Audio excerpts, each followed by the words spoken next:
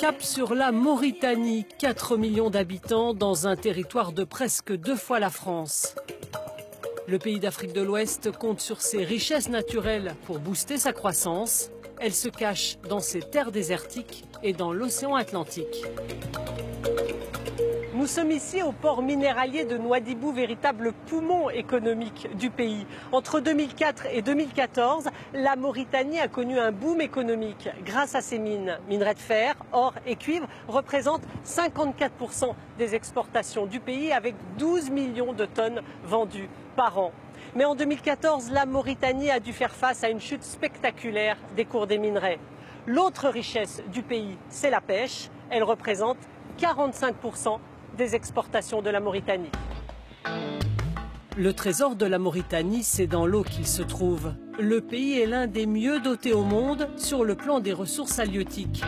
Le long des 700 km de côte, près de 600 espèces de poissons répertoriées. Plus de 200 peuvent être commercialisés. Les dernières années ont été marquées par des réformes extrêmement importantes dans le domaine de la pêche. Ce qui a significativement amélioré donc, les recettes d'exportation et les recettes en général issues du secteur de la pêche. Le Hawam décharge sa cargaison qui prendra dans ce camion réfrigéré la direction de l'Espagne, premier importateur de pêche mauritanienne. En 9 jours de marée, il a fait une cargaison de 16 tonnes. Ici à Nouadhibou, la capitale économique, un tiers seulement du potentiel halieutique est débarqué faute d'infrastructures. L'un des grands projets de la zone franche, qui offre depuis 2013 un régime fiscal attractif aux investisseurs, est de créer un port en eau profonde de moins 18 mètres pour les gros bateaux. Il va être le plus important au niveau de la façade ouest de l'Afrique de l'Ouest. Ce port offrira donc toutes les conditions techniques à la domestication de cette ressource halieutique. Et au-delà, c'est un port aussi de commerce parce qu'il est port du Grand Sahara, parce que c'est un port qui va permettre à des pays qui n'ont pas d'accès à la mer de bénéficier d'une plateforme d'échange et de transit extrêmement importante.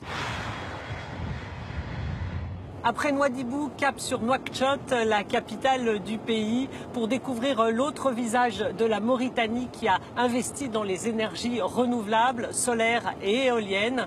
Et sur la route, on va s'arrêter dans la ville de Chami, une ville nouvelle, une ville créée en 2012 et qui vit complètement de l'énergie solaire. À Chami, le champ solaire voisin veille sur les 5000 habitants. La création de cette cité est un exemple de l'accélération du développement du pays.